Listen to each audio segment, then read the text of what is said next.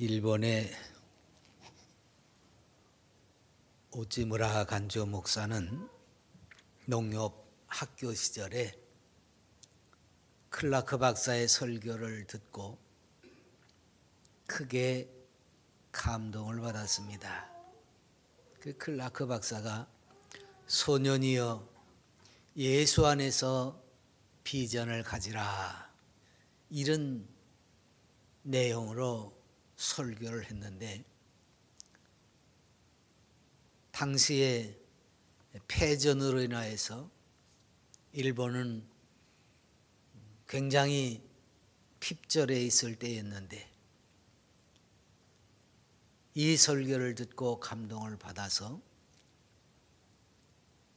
국민들에게 큰 소망을 불러 일으키기도 했습니다.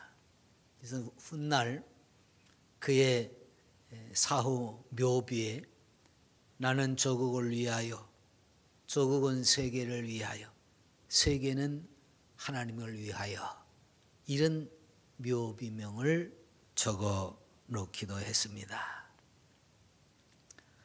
이 양반은요, 일본 그러니까 수상이지요. 수상이 한 번을 초대했는데, 초대해 놓고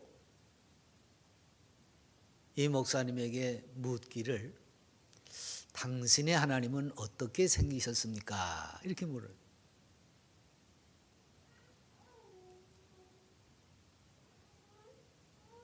딱히 어떻게 생겼다고 말할까 하다가 내가 하나님의 형상 닮았으니까 철 닮았습니다. 그렇게 말했어요.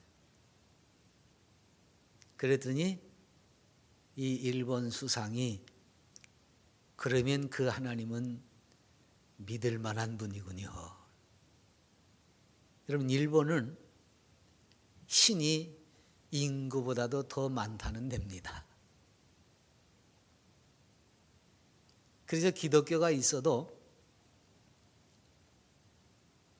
기독교 인구는 우리보다 적고 뭐 그렇게 크게 행세를 못하는 형편입니다. 그런데 그 가운데서 이렇게 당신의 하나님이 당신을 닮았으면 믿을 만한 분입니다, 이런 소리를 들은 분이 바로 이 오찌무라 간조 목사입니다. 그러니까 여러분 속에 바로 하나님의 형상이 새겨져 있으면 어디 가서도 당신이 믿는 하나님이라면 믿을만 합니다, 이런 소리 들은다고 하면 얼마나 좋겠습니까? 사실은 그런 게 교회예요. 오늘 말씀에 데살로니가 교회, 믿음의 역사, 사랑으로 수고가 넘치는 모습, 거기에 그리스도 안에 산 소망의 인내를 가지고 있었다. 적어도 그리스도인들은 소망이 있기 때문에 힘을 발휘하는 사람들입니다. 하나님을 진실하게 믿고 따르는 사람들은 삶 속에서 소망이 없어질 리가 없어요. 하나님은 하나님을 믿는 사람들에게 바로 이런 소망을 통해서 삶의 원동력이, 용기가 솟구치게 하십니다. 구약의 선지자들 보세요. 그 핍절하고 어려운 가운데서도 하나님이 주시는 그 미래에 대한 소망이 있는 까닭에 현재를 견뎌내고 있지 않습니까? 절망할 수밖에 없는 형편과 처지에서도 주 안에서 소망을 가지고 있기 때문에 주저앉지 않습니다. 포기하지 않습니다. 왜? 영생의 소망이 있기 때문에.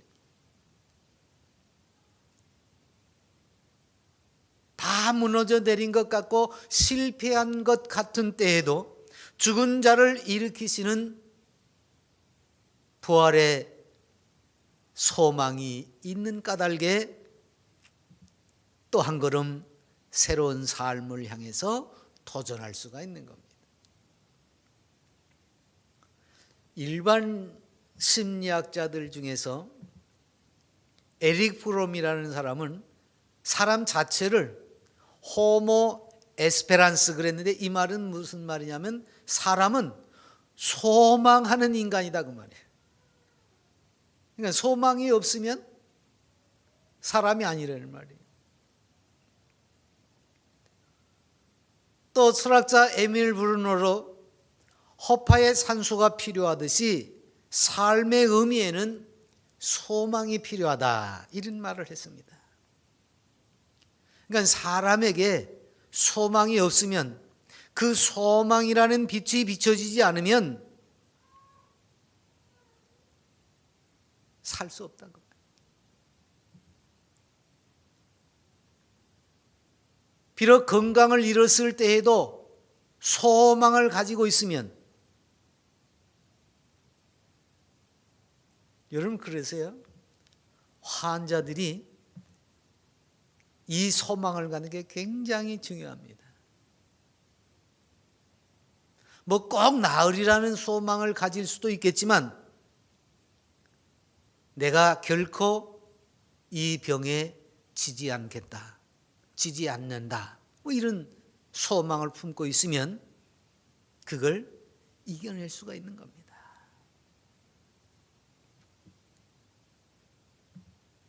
그런데 이 소망이 비춰지지 않으면 절망하고 낙심하고 주저앉을 수밖에 없지요.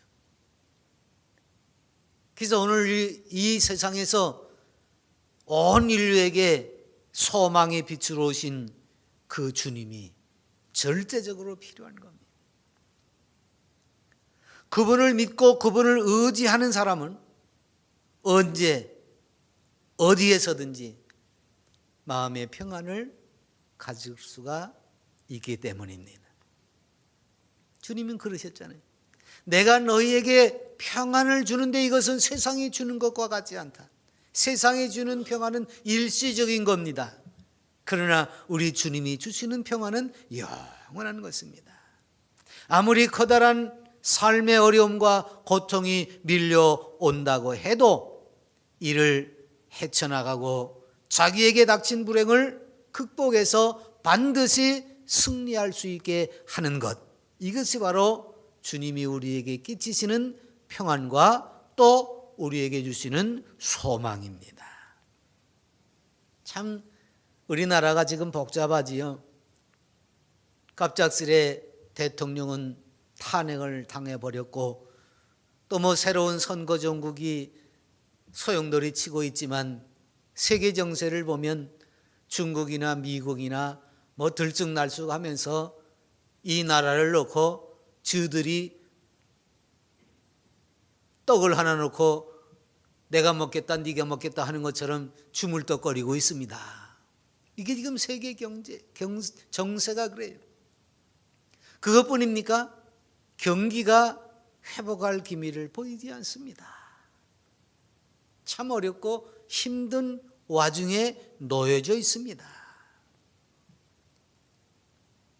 그래서 이 나라의 백성들은 너나 할 것 없이 지친 기색이 역력합니다. 그러나 소망을 잃지 말아야 합니다. 이런 기회를 한 단계 끌어올리는 도약의 발판으로 삼아야 되죠. 소망은 하나의 꿈입니다. 하나님의 자비와 긍휼을 따라서 우리가 꿈을 꾸면, 비전을 가지면 좋으신 하나님, 은혜로우신 그 하나님이 우리의 그 큰 꿈과 그 비전을 가슴에 새길 수 있게 하십니다. 이 꿈을 꾸시기 바랍니다. 이 비전을 품으시기 바랍니다. 그래서 하나님의 자녀로서 이 꿈을 가지고 소망을 가지고 힘있게 기도하고 그 소망이 이루어지는 그날을 마치 보지 못하는 것들의 실상이 내 앞에 있는 것처럼 믿음으로 바라보고 일어설 수 있기를 바랍니다. 그래서 이 꿈이 이루어지기 위해서 우리는 기도해야 됩니다. 이게 될까?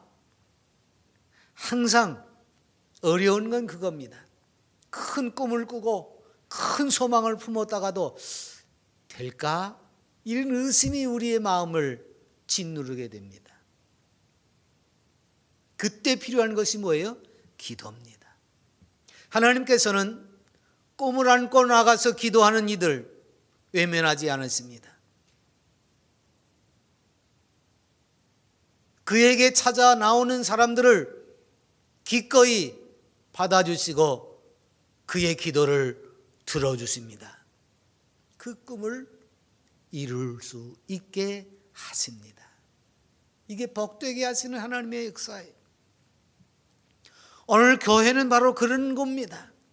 죽어가는 영혼을 구하고 하나님의 나라를 확장하고 그래서 민족과 세계를 향해서 이 구령의 열정을 불태우는 꿈이 있습니다.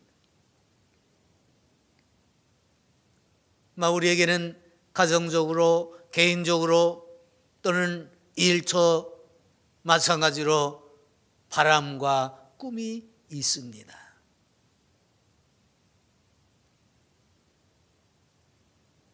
그러면 이 모든 것들이 이루어지기 위해서 우리는 부단히 하나님 앞에 기도를 해야 됩니다.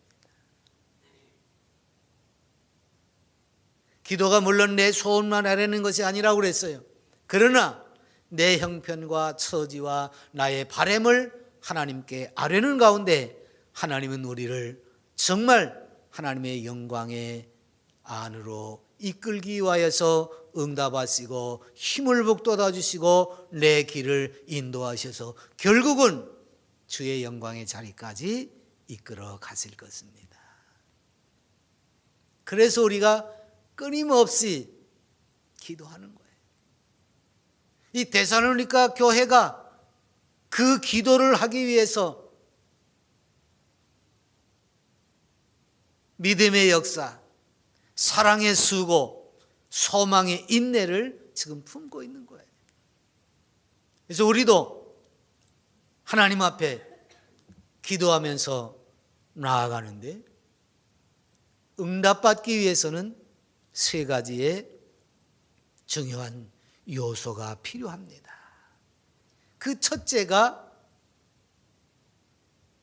하나님과 교통하면서 하나님에게 응답받는 기도를 나누기 위해서 대표로 중요한 것이 바로 예배입니다. 예배당에 나와서 하는 예배도 있습니다. 그러나 사실은 그리스도인들은 삶 자체가 예배여야 됩니다. 왜? 우리는 어느 곳에서나 주님과 동행하는 이들이기 때문에 그렇습니다. 그러니까 기본적인 예배뿐만 아니라 각종 모임, 성경 공부 또는 개개인의 삶 속에서 일어나는 모든 일들을 하나님 면前에서 하는 것처럼, 즉 예배로서 우리는 표현할 수 있어야 됩니다. 그럴 때에 하나님께서 우리를 기뻐하시고 우리의 원하는 바를 들어주십니다. 이사야서에 이렇게 기록이 됐습니다. 또 여호와에게 연합하여 그를 섬기며 여호와 이름을 사랑하며 그의 종이 되며 안식일을 지켜 더럽히지 아니하며 나의 언약을 굳게 지키는 이방은마다 내가 곧 그들을 나의 성산으로 인도하여 기도하는 내 집에서 그들을 기쁘게 할 것이며 그들의 번제와 희생을 나의 제단에서 기꺼이 받게 되리니 이는 내 집은 만민의 기도하는 집이라 일컬음이 될 것임이라. 훗날 우리 주님께서 성전을 정결케 하시면서 인용하셨던 말씀이기도 합니다. 아버지의 집, 내 집은 만민의 기도하는 집이다. 그래서 예배하는 가운데 우리는 하나님의 성전이 될 수 있습니다. 실제로 우리는 성전이잖아요.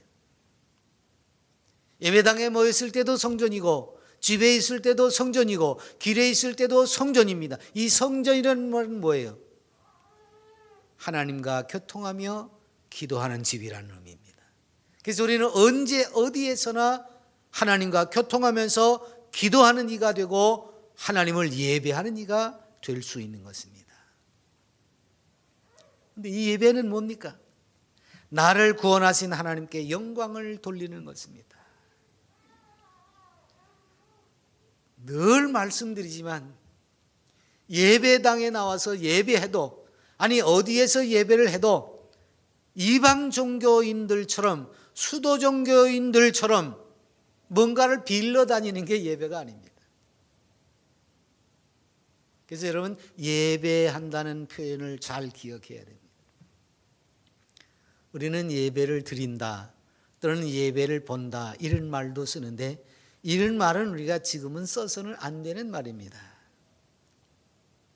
예배를 본다는 표현은 옛날 국구경할 때 구경하듯이 쓰던 표현입니다. 무당이 푸닥거리 하면 우리 뭐해요? 구경 가잖아요. 구경하는 사람은 그 안에서 일어나는 일에 참여하지 않습니다. 여러분, 굿 보세요. 굿하는 집에 그 안에 있는 사람, 굿을 하는 사람, 그 사람하고만 관계지 구경한 사람하고는 전혀 관계가 없습니다. 그래서 우리가 예배를 본다 이런 표현을 안 쓰는 것이 옳습니다. 예배는 어떻게 해요? 내가 하나님과 관계가 되어서 하나님과 교통하면서 내 삶을 산제물로 드리기 때문에 예배는 나의 행위입니다. 하나님을 기쁘시게 하는 행위요, 하나님께 나를 바치는 행위입니다. 행위는 뭐예요? 하는 거지요. 그래서 우리는 예배한다.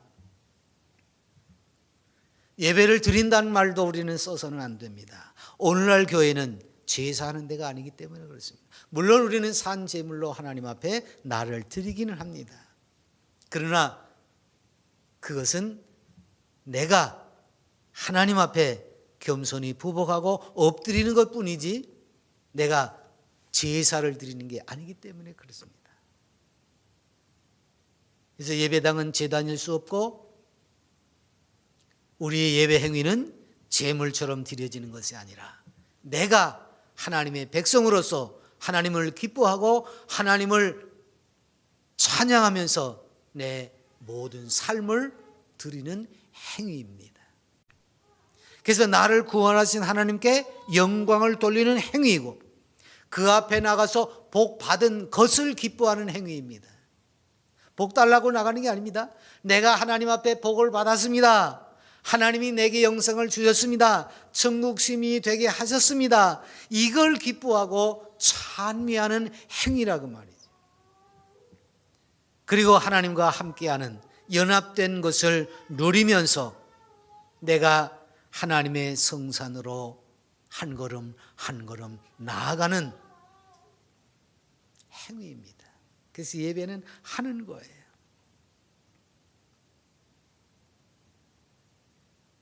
물론 그 예배를 우리가 할 때에 하나님이 지정하신 날을 생각해서 할 때도 있습니다. 왜? 하나님이 세상을 창조하시고 일곱째 날에 안식일에 복을 주셨습니다. 그래서 그 날을 지키고 하나님의 뜻을 따라서 예배하는 이에게 복을 주시는 겁니다. 그래서 우리는 정한 시간에 나와서 예배를 하기도 하는 겁니다. 흩어져서는 개인적으로 가정에서 일터에서 예배하는 삶을 살다가 이렇게 귀한 정한 날 주의 날이면 모여서 함께 서로 연락하고 상함하면서 하나님을 예배합니다. 왜냐하면 그날을 하나님께서 구별하라고 하셨기 때문입니다. 그래서 주의를 지키라고 그렇게 강조를 하는 겁니다. 사람들은 잘 모르죠. 귀가 어두운 어르신이 주일마다 빼놓지 않고 예배당을 갑니다. 그 어떤 사람이 물었어요. 아니 듣지도 못하면서 교회는 왜 가십니까? 우리도 그렇게 생각하는 사람들 참 많죠. 가가지고 알아듣지도 못하는데 이렇게 가면 되나 그런 생각을 할 때가 있어요. 괜히 갔다 왔다 그러기만 하는 건가? 근데 그 어르신의 말이 참 중요합니다.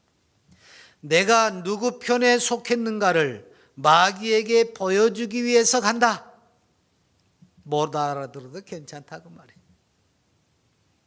나는 주님 편에 속한 사람이다. 여러분, 예배는 그런 겁니다. 예배당에 와서 예배를 하든 혼자 예배를 하든 직장 안에서 예배를 하든 내가 그리스도인으로서 살아가고 있는 그 모습을 언제 어디에서나 보인다는 것은 뭡니까? 나는 세상 편이 아니고 마귀 편이 아니고 하나님 편이라고 하는 거예요.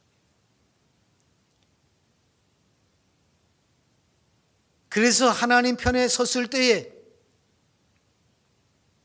세상 사람들이 혹 우리를 비웃을 수도 있고 미련하다고 유혹할 수도 있고 혹은 여러 가지 불의한 일들을 겪을 수도 있습니다만은 그것을 견뎌내야 하는 거지요. 그래서 복음과 함께 고난을 받는 겁니다. 그러니까 우리가 예배당에 나와서 혹은 살면서 특별한 은혜가 없는 것 같아도 예배하기를 즐기는 사람은 그래서 복 있는 사람들입니다. 그렇게 예배하는 이들이 하나님 앞에 응답을 받고 마음에 품은 꿈이 그 소원이 하나님의 은혜 가운데서 이루어지게 되는 것입니다. 그는 자기를 경외하는 자들의 소원을 이루시며 또 그들의 부르짖음을 들으사 구원하시리로다 그랬어요. 하나님은 예배하는 자, 여기 자기를 경외하는 자란 말은 그겁니다. 하나님을 예배하는 사람을. 아브라함은요, 비록 본향을 등지고 나와서 나그네 생활을 했습니다마는 가는 곳곳마다 단을 쌓았습니다. 이 구약의 선지자들이나 또는 하나님의 사람들이 단을 쌓았다는 것은 오늘날로 말하면 예배했다는 겁니다. 심지어는요, 독자 이삭을 모리아 산에서 번제로 드리는 예배를 했습니다. 그때 하나님이 아브라함을 만류하면서 하나님을 경외하는 자였다고 증언을 하십니다. 하나님이 인정한 거예요. 굉장한 순종이지 않아요? 자기 아들보다도 하나님의 말씀을 예배하는 것을 더 귀하고 소중하게 여겼습니다. 그러니 하나님께서 그 아브라함을 어찌 기뻐하시지 않겠습니까?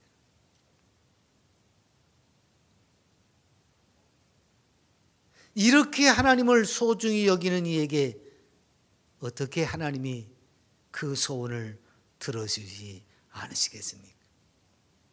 의인은 그 원하는 것이 이루어지느니라. 이렇게 잠언서에도 증언을 하고 있습니다.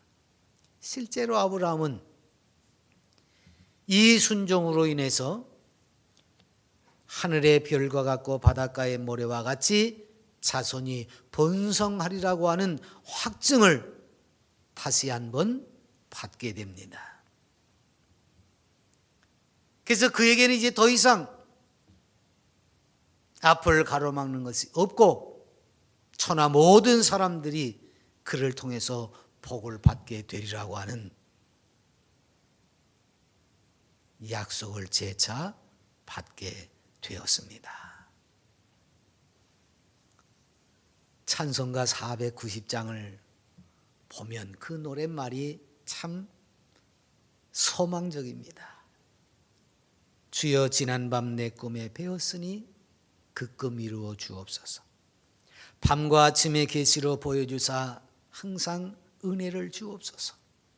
나의 놀라운 꿈 정녕 나 믿기는 장차 큰 은혜 받을 편이 나의 놀라운 꿈 정녕 이루어져 주님 얼굴을 배우리라.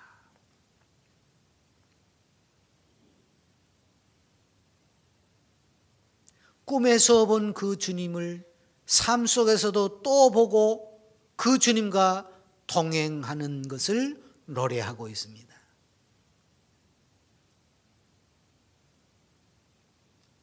그런데 이 모든 소망을 품을 때에는 세 가지 범주를 벗어나서는 안 됩니다. 그 첫째가 말씀 안에서 소망을 품어야 되는 거예요. 다시 말하면 하나님의 약속을 근거로 해서 소망을 품고 꿈을 가져야 된다 그 말이에요. 어떤 사람은 허황된 꿈을 꾸기도 하지요. 가끔 보면 예수 믿는 이들이요, 복권 사는 사람이 있더라고. 복권. 그리고 복권을 붙잡고 당첨되게 해달라고 기도합니다. 이런 사행심을 조장하는 복권을 정부에서도 운영을 하고 있다는데 문제가 있긴 있습니다.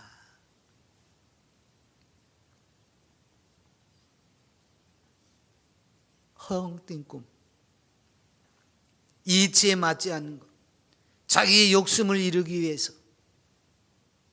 이런 꿈을 우리는 가져서는 안 됩니다. 왜요? 자기 욕심을 이루기 위해서 가지는 그 꿈과 소망은 절대로 이루어질 수가 없기 때문에 그렇습니다. 참 소망은 주님의 말씀 안에서 오는 겁니다. 그래서 성경의 위로로 소망을 가지게 함이니라 그랬습니다. 사도들은 항상 주의 백성들이 세상 것에서 위로를 찾지 말고 하나님의 말씀으로 위로받기를 원했고 또 그 말씀으로 위로를 했습니다. 그래서 참 소망은 하나님의 말씀으로 약속하신 모든 것을 중심으로 꿈과 소원을 품고 기도하게 하고 그 기도를 통해서 응답을 받게 하는 겁니다. 그 응답이 바로 소망이에요. 그 응답을 소망하고 기다리는 거지. 약속하신 것을. 그래서 그 번째로는 그것을 믿으면서 소망을 가져야 됩니다. 약속을 이루실 줄을 믿는 거지요. 성도가 가지고 있는 소망을 이루는 힘은 바로 믿음입니다. 그래서 믿음을 가지라고 자꾸 강조하는 거죠.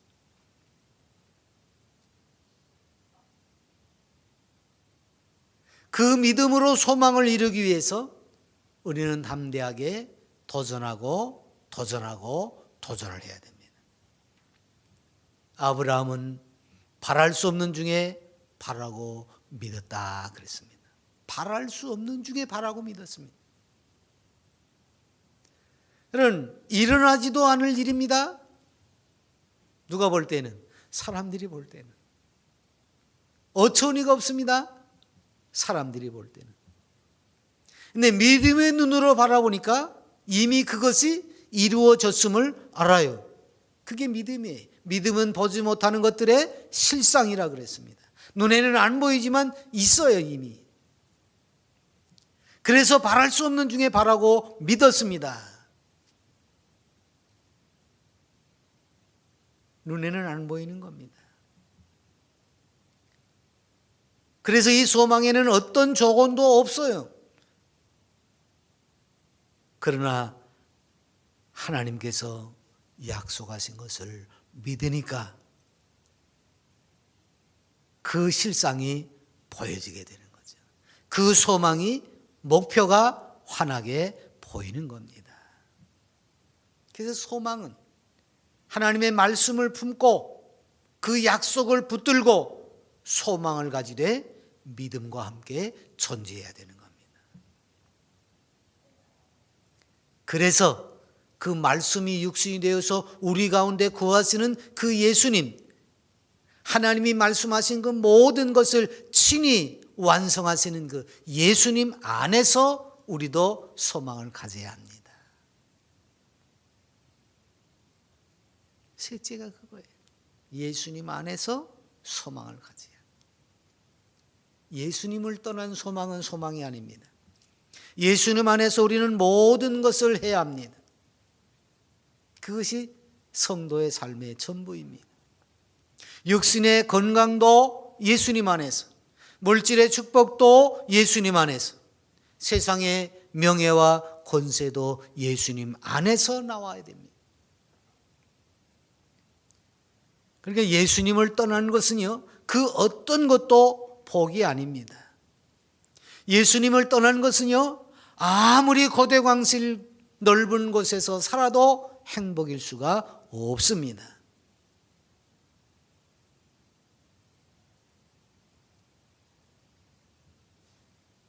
그리고 아무리 전생 내생 따져가면서 극락왕생한다고 하지만 예수님 안에서가 아니라면 그 내세는 아무것도 아닙니다. 예수님 안에서 누리는 생명만이, 그 천국만이 우리의 소망입니다. 그래서 우리는 죽음 후에도 예수님 안에서 영생의 소망을 갖기 때문에 죽음을 두려워하지 않는 새 출발을 살 수가 있는 겁니다. 언제나. 성도의 소망은 그래서 예수님 안에서만 견고합니다. 어떠한 환난, 역경, 거친 물결처럼 내게 몰려와도 성도는 예수 그리스도 안에 있는 이 소망 때문에 그 모든 것들을 반드시 물리치고 승리하리라는 굳은 믿음이 있어서 그의 삶이 윤택하게 되는 것입니다. 그래서 그 490장 2절 말씀을 보면 이렇게 노래를 부릅니다. 마음 괴롭고 아파서 낙심될 때 내게 소망을 주셨으며 내가 영광의 주님을 바라보니 앞길 환하게 보이도다. 마음이 아파서 낙심될 때도 하나님이 내 마음에 심어주신 그 소망을 품고 나가면 내게는 승리만 있다, 그런 표현이지요. 빅터 프랭클이라는 분이 있습니다. 이분은 독일 나치 수용소에서 살아남은 몇 안 되는 이였습니다. 죽음의 수용소에서 언제 죽을지도 모르는 그 비참한 생활을 하는 가운데서도 그는 늘 내가 오늘 살아있는 이유가 있다. 하나님이 오늘 나를 살려두신 이유가 있다. 그러면서 하나님과 교통하는 가운데 끊임없이 하루하루 살아냈던 삶의 원동력에 대해서, 하나님의 인도하심에 대해서 묵상하면서 조그만 종이쪽지를 하나 얻으면 거기다가 빼곡하게 그날 자기가 겪은 일, 묵상한 일, 내가 살아있는 이유, 이런 것들을 적어서 벽돌 틈새에다가 끼워놨는데 훗날 독일이 패전하고 죽을 것만 같았던 수용소에서 노임을 받았습니다. 그때 그는 그 쪽지들을 다 모아가지고 나왔습니다. 훗날 이 글들이 바탕이 되어가지고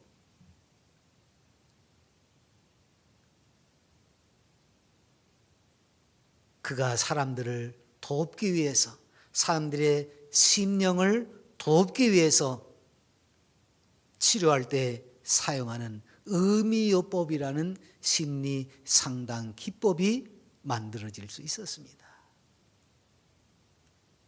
그거는 복잡한 게 아니에요. 간단해요. 삶의 의미를 가지는 이들, 즉 소망을 품는 이들은 결코 쓰러질 수 없다. 그겁니다. 뭐 장황하게 많은 이야기를 하지만 가장 핵심적인 건 그거예요. 삶의 의미를 깨닫는 사람은 결코 쓰러지지 않는다. 즉 소망을 가지고 있는 이들은 무너져 내릴 수 없다.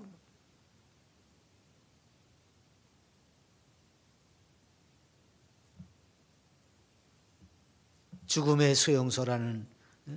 수용소에서라고 하는 책 제목으로 그의 이 이야기를 적은 책도 있습니다마는 여러분 하루하루 언제 죽을지 모르는 그 속에서 하나님이 내게 하루를 주시고 내 생명을 보존시키시는 그 이유가 뭔가 묵상하면서 삶의 의미를 깨닫던 그 사람이 오늘 우리에게도 이러한 삶의 의미를 깨달으라고 권고를 하고 있습니다. 여러분, 믿는 이에게는 절망이 있을 수 없습니다. 우리는 하나님의 말씀 안에서 그 약속의 성취를 믿는 믿음 안에서 그 모든 것을 완성하시기 위해서 십자가를 지신 예수 그리스도 안에서 참된 소망을 품어야 됩니다. 그리고 주님께서 견뎌내신 그 모든 과정을 우리 안에서도 함께 견뎌내면서 그 소망을 바라보면서 인내하는 가운데 승리를 내다볼 줄 알아야 됩니다. 그래서 하나님께서 우리에게 베푸신 이 놀라운 구원을 노래하면서 큰 영광을 돌려드리는 복된 성도로서 그리스도인으로서 이 지치고 힘든 세상 속에서 분연히 일어설 수 있는 멋진 그리스도인이 되시기 바랍니다. 기도합니다.